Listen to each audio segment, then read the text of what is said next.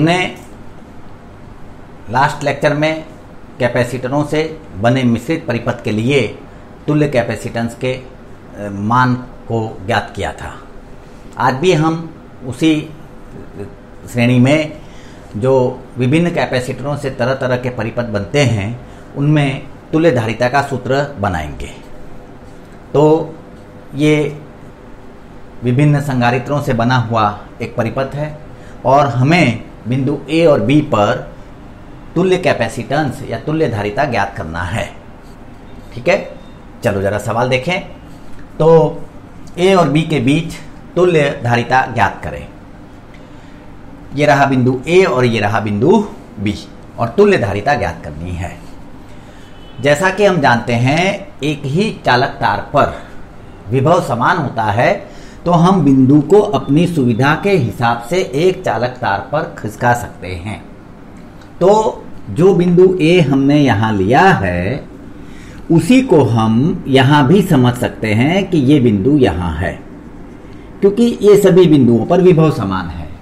तो विभव समान हो तो हम खिसका सकते हैं।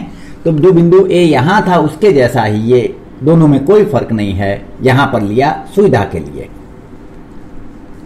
और वैसे ही बिंदु बी पर है। बिंदु बी वहां है, सुविधा के लिए यहां लें ताकि हम श्रेणी और समांतर को ढंग से लगा पाएं। तो बिंदु बी एक ही चालक तार है, बराबर। तो बिंदु बी को मैं एक ही चालक तार पर यहां तक खिसकाते हुए ले जाता हूं और अब बिंदु बी यहां पर आ गया और हमको ए और बी बिंदु के बीच तुल्य धारिता ज्ञात करनी है। अब जरा सीखें। हमने पहले भी ये बात सीखी थी कि श्रेणी और समांतर संयोजन की विशेषताएं क्या होती हैं। जैसे जरा थोड़ा यहां पर देखें और तो वहां पर और सुविधा हो जाएगी।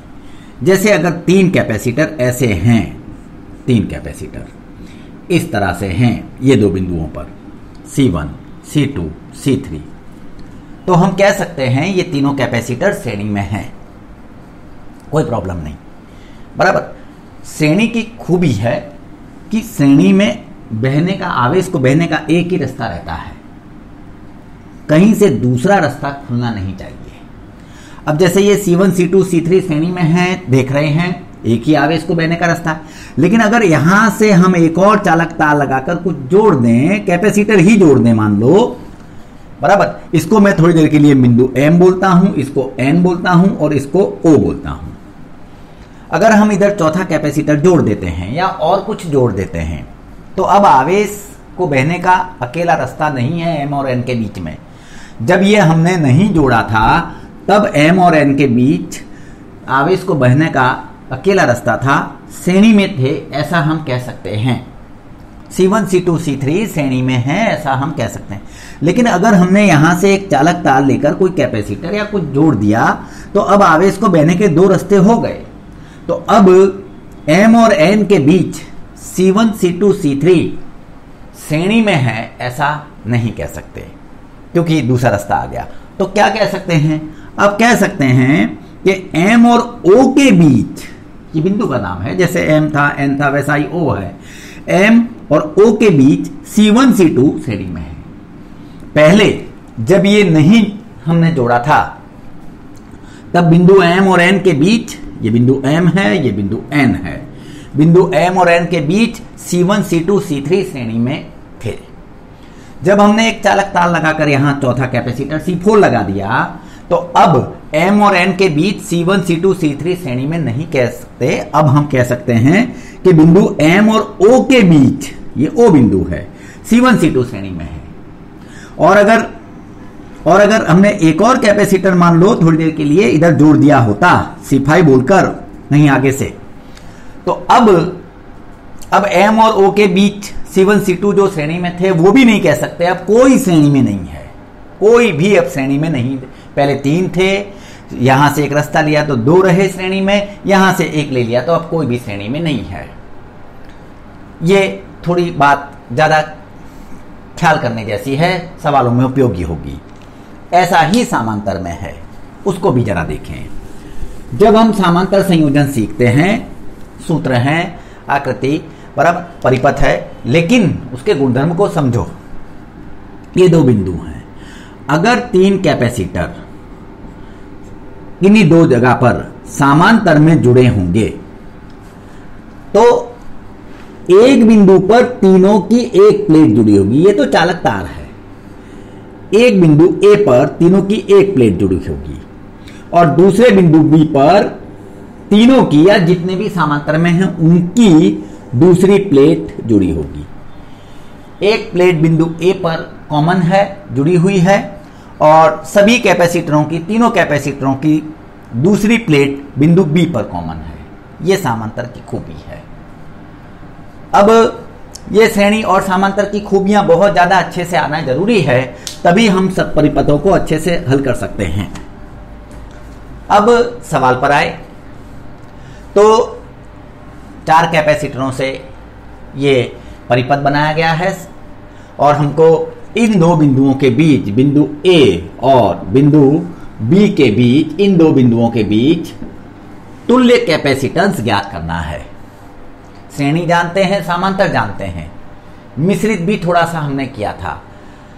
तो पहली नजर में तो ऐसे देखने पर हमको कोई भी श्रेणी में ये दोनों भी नहीं दिखेंगे, यहां से कट है। तो थोड़ी देर देखें, यहां एक टेक्निक का बहुत उपयोग करेंगे हम, और वो है चालक तार को हम खिसका सकते हैं। एक ही तार पर हम खिसका सकते हैं। जहां तक विभव नहीं बदलता वहां तक हम चालक तार को खिसका सकते हैं। ये सब चालक तार है। ये देखें, ये तो कैपेसिटर है प्लेटों के साथ दिखे, और ये सब चालक तार हैं नगण्य प्रतिरोध वाले, जिनसे ये सब जोड़ा गया है। अब शुद्ध रूप से तो इधर न श्रेणी समझ में आ रही है पहली नजर में और ना ही समांतर में। समांतर समझ में आ रहा है कि कोई समांतर में है। थोड़ा सा ये काम को जरा करें, ये काम कीमती रहेगा आगे भी। तो ये देखो, ये रहा दूसरा कैपेसिटर C2 और C2 कैपेसिटर चालक तार द्वारा यहां जुड़ा है। हम ये जो यहां सिरा जुड़ा है इसको हम कहां तक खिसका सकते हैं अपनी उपयोगिता अनुसार, वो समझो। तो ये जो चालक तार है उसको यहां से लेकर इसको क्रॉस नहीं कर सकते, विभव बदल जाता है। जहां तक समान विभव है वहां तक हम उसको शिफ्ट कर सकते हैं अपनी सुविधा से। तो ये चालक तार को यहां से लेकर और यहां तक कहीं भी रख सकते हैं। यहां तक, यहां से लेकर यहां तक कहीं भी रख सकते हैं। यहां था, ठीक है, लेकिन जब यहां था तो समझ नहीं पड़ रहा था क्या हो रहा है। तो हम थोड़ा काम करें, ये चालक तार जो यहां जुड़ा था इसको खिसकाकर यहां पर खिसकाते, तो लंबा किया जा सकता, खिसकाते थोड़ा समझने में आता है, खिसकाते खिसकाते खिसकाते खिसकाते यहां तक ले आओ, इसको क्रॉस न करें। तो ये ले आया मैं यहां पर, ये इधर आ गया, ठीक है। ये मैंने बताया था कहां से कहां तक हम तार को शिफ्ट कर सकते हैं ताकि परिपथ सरल हो, और परिपथ सरल हो जाएगा तो फिर तुल्य कैपेसिटेंस समझ में आ जाएगा। अब ये बिंदु ए है, बराबर, और ये बिंदु को मैं कोई नाम दे देता हूं, जो भी नाम देना चाहो दे सकते हो, एक्स वाई जेड ओ सी मत देना, सी तुल्य कैपेसिटेंस के लिए ओ बोल देता हूं। ये बिंदु को बोला मैंने ओ, ठीक। अब जरा ख्याल करें, ये चालक तार है, इसको खींच लिया, मान लो थोड़ा इसको खींच लिया, तो इसको खींच लोगे, बराबर, छोटा कर दोगे, तो ये आकृति जो हम यहां तुल्य कैपेसिटेंस के लिए बनाई है वो कुछ ऐसी हो जाएगी। ये आकृति कुछ ऐसी हो जाएगी। ये रहा बिंदु ए, ये रहा बिंदु बी, ये रहा C1, ये रहा C4, मान दिए हैं जो गणना के समय हम उपयोग करेंगे। ये रहा C3, और सबसे महत्वपूर्ण बात कि हमने जो C2 कैपेसिटर था उसकी जो ये वाली प्लेट यहां जुड़ी थी, चालक तार को हमने यहां तक खिसका लिया और यहां तक खिसकाने का बहुत फायदा होगा। फायदा ये होगा कि हमको समझ में आ जाएगा किस क्रम में जुड़े हैं सभी। तो ये रहा, तार को खींचे, थोड़ा मन को जरा काल्पनिक बनाएं। अगर ये तार खींच लूं तो क्या ये ऐसा नहीं दिखने लगता? इसको खींच लिया, ऐसा हमको दिखने लगेगा। और ये इधर, ये रहा C2। यहां था, खिसका कर यहां तक लाए, और मैंने ये भी बताया कहां से कहां तक हम शिफ्ट कर सकते हैं, यहां से लेकर यहां तक शिफ्ट कर सकते हैं, समान विभव है, और लाए, और अब आकृति ऐसी है। अब हम समझ सकते हैं। अब देखें, C1 और C2 का एक सिरा A पर है, दोनों कैपेसिटरों का एक सिरा A पर है, और दोनों कैपेसिटरों का दूसरा सिरा या दूसरी प्लेट O पर है। तो हम कह सकते हैं कि बिंदु A और O के बीच C1 और C2 समांतर क्रम में जुड़े हैं। बिंदु A और O के बीच C1 और C2 समांतर में जुड़े हैं। इनका हम तुल्य ज्ञात कर लेंगे, उसको बोलेंगे C डैश, बराबर। फिर जब इसको हम C डैश बोल देंगे और रख देंगे C डैश ज्ञात करके, तब हमको एक बात और समझ में आएगी। तब हमको यह समझ में आएगी कि अब ऊपर की शाखा में C डैश और C4 हैं जो श्रेणी में हैं, और यहां अकेला C3 है, और ऊपर की शाखा और नीचे वाली शाखा दोनों समांतर में हैं। तो ऐसा करने पर जो हमने काम यहां किया है, उससे हमको आकृति जो परिपथ है वो सरल लगा। अब हम तुल्य की तरफ चल रहे हैं, और शुरुआत में जितनी ज्यादा हो उतनी आकृतियों का हम उपयोग कर सकते हैं, ताकि कैपेसिटर का एनालिसिस कर पाएं, प्रोग्राम बना पाएं कि कैसे उसको ज्ञात करना होगा। ठीक, अब मैं आगे बढ़ता हूं। मैंने शिफ्टिंग सिखाई। अब वो C2 कैपेसिटर और C1 कैपेसिटर समांतर में हैं और किन दो बिंदुओं के बीच है वो भी देखा हमने। शुरू करता हूं। यहां C1 और C2 दोनों इन दो बिंदुओं के बीच समांतर है। A पर दोनों की एक प्लेट है और O पर दोनों की दूसरी प्लेट है, बराबर। यहां C1 और C2 दोनों बिंदु A और बिंदु B के बीच समांतर क्रम में है। पार्श्वर, जिसको पार्श्वर भी कहते हैं, पार्श्वर क्रम में जुड़े हैं। C1 और C2 A और O के बीच पार्श्वर क्रम में जुड़े हैं। तो हम इन दोनों का तुल्य ज्ञात कर सकते हैं। मालूम पड़ गया कि इन दो बिंदुओं पर ये दोनों कैपेसिटर पार्श्वर में जुड़े हैं, तो इन दोनों का तुल्य ज्ञात कर लें। तो इन दोनों का तुल्य, A और O के बीच जुड़े हैं, इन दोनों का तुल्य ज्ञात करते हैं। तो इन दोनों का तुल्य धारिता या तुल्य कैपेसिटेंस, तुल्य धारिता, उसको मैं कहूंगा C डैश। समांतर का नियम, C डैश बराबर C1 प्लस C2, जो सूत्र है समांतर क्रम संयोजन में। तो C डैश बराबर C1 प्लस C2। C1 भी है, C2 भी है। ये देखें, C1 C2 दोनों के मान 2 हैं, तो 2 + 2 4 माइक्रो फैराड। ये आया C डैश। ये हमने एक स्टेप किया। अब पूरा जो परिपथ है सर्किट, वो ऐसा दिखेगा। जरा ख्याल करते जाएं। अब सर्किट ऐसा दिखने लगेगा। ये रहा बिंदु A, यहां था, यहां खिसका लाया। एक ही तार पर खिसका सकते हैं, इसको अच्छी तरह से समझना। इधर था बिंदु B, यहां ले आया, बराबर। और ये बिंदु था O, ये है C4, बराबर, और ये है C3।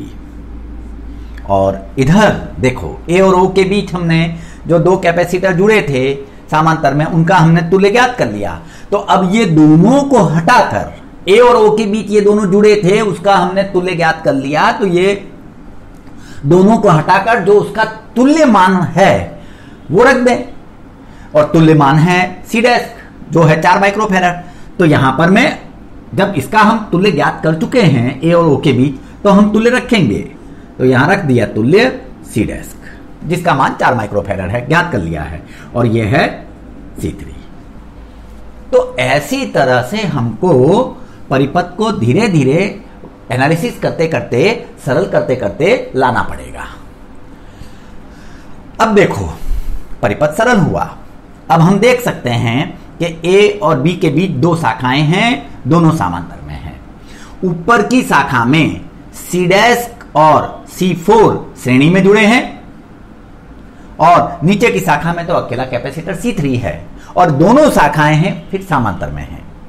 तो हम एक काम करते हैं, ऊपर की शाखा का कैपेसिटेंस ज्ञात कर लें, उसको C डबल डैश बोल दूंगा, फिर अंत में C डबल डैश जो भी इन दोनों का श्रेणी में आएगा वो C डबल डैश और C3 दोनों समांतर में है, ऐसा हम बोलेंगे क्या, वो दिख ही रहा है, ये C डबल डैश है और ये C3 है, और A और B के बीच दोनों समांतर में जुड़े हैं। तो अब C डैश व C4 दोनों ऊपर की शाखा में श्रेणी क्रम में जुड़े हैं, श्रेणी क्रम में हैं। मैं इन दोनों का तुल्य ज्ञात करता हूं, बराबर। तो श्रेणी क्रम में जुड़े हैं, थोड़ी जगह बना रहा हूं। इन दोनों का तुल्य, इन दोनों का यानी C डैश और C4 का तुल्य ज्ञात कर रहे हैं, दोनों का तुल्य धारिता, तुल्य कैपेसिटेंस या तुल्य धारिता बराबर C डबल डैश। तो लगा दें सूत्र श्रेणी का, 1/C double dash equals to 1/C dash plus 1/C4। कीमत रख दें, 1/C डबल डैश बराबर 1/C डैश, C डैश है 4 माइक्रोफैराड और C4 है 12 माइक्रोफैराड रखते हैं, तो 1/4 प्लस 1/12, क्योंकि C1 C2 C3 C4 के मान तो दिए ही थे शुरू में, वो प्रश्न में ही दिए हैं, वहां ना लिखकर हमने यहां लिखे हैं ताकि साफ सुथरा रहे। तो 1/C डबल डैश बराबर 1/4 प्लस 1/12, 1/C डबल डैश बराबर 4/12, तो C डबल डैश बराबर 3 माइक्रोफैराड। तो इन दोनों का भी आ गया, और अब हम अंतिम पड़ाव पर हैं, जहां हम बहुत अच्छे से देख सकते हैं कि और भी आकृति सरल हुई। तो जरा देखें, ये रहा बिंदु A, ये रहा बिंदु B।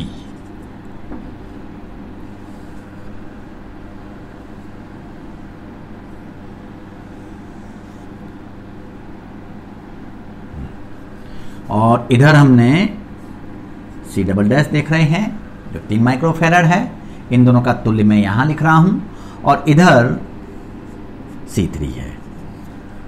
अब हम देख सकते हैं कि बिंदु A और B के बीच C डबल डैश जो 3 माइक्रोफैराड आया और C3 जो 2 माइक्रोफैराड है, ये दोनों C डबल डैश और C3 दोनों समांतर में जुड़े हैं, यानी और कुछ भी नहीं है। अब ये परिस्थिति शुद्ध समांतर की है, उसके बाद कुछ भी नहीं है। और समांतर में जब कैपेसिटर, विभिन्न कैपेसिटर समांतर में जुड़े होते हैं तो तुल्य धारिता हम ज्ञात कर सकते हैं सूत्र का उपयोग करके। तो अब A व B के बीच तुल्य कैपेसिटेंस, और अब लिखने की भी जरूरत नहीं, वो दिख ही रहा है कि समांतर में है। अब ये लिखने की जरूरत नहीं होती कि A और B के बीच C डबल डैश और C3 समांतर क्रम में जुड़े हैं, वो अब जरूरत नहीं है, ये स्टार्टिंग प्रोसीजर है। फिर जैसे जैसे स्ट्रेंथ आएगी, दिमाग में ताकत आएगी ये सॉल्व करने की, वैसे वैसे ये स्टेप्स कम होने लगेंगे। पर शुरुआत है इसलिए पूरे स्टेप्स का उपयोग कर रहे हैं, फिर हम कम स्टेप में भी काम कर सकते हैं। अब A व B के बीच दोनों समांतर में हैं, तुल्य धारिता, अंतिम उत्तर को C बोले, C। तो C बराबर C double dash plus C3, C बराबर 3 और C3 है 2, 3 प्लस 2, तो C बराबर 5 माइक्रोफैरड, 5 माइक्रोफैरड, ये आया तंत्र का तुल्य कैपेसिटेंस। तो कैसा भी परिपथ होगा कैपेसिटर से बना हुआ, हम इस तरह से युक्ति लगाकर एनालिसिस करके प्रोग्राम बनाकर काम करेंगे। थोड़ा सा प्रैक्टिस के बाद, अभ्यास के बाद हम बहुत आसानी से कैपेसिटर को सवालों को समझ सकते हैं कि क्या किसमें जुड़े हैं वो भी समझ सकते हैं और बढ़िया काम कर सकते हैं। और ये लेसन में जैसे कैपेसिटर जुड़े हैं विभिन्न तरीकों से श्रेणी में समांतर में, ऐसे जो अगला लेसन होगा लेसन नंबर 3 विद्युत धारा, उसमें अवरोध जुड़े होंगे, उनमें भी हम इसी तरह का काम करेंगे। तो एक जगह पर अच्छा काम करें, सभी जगह पर उसका फायदा होगा। तो देखें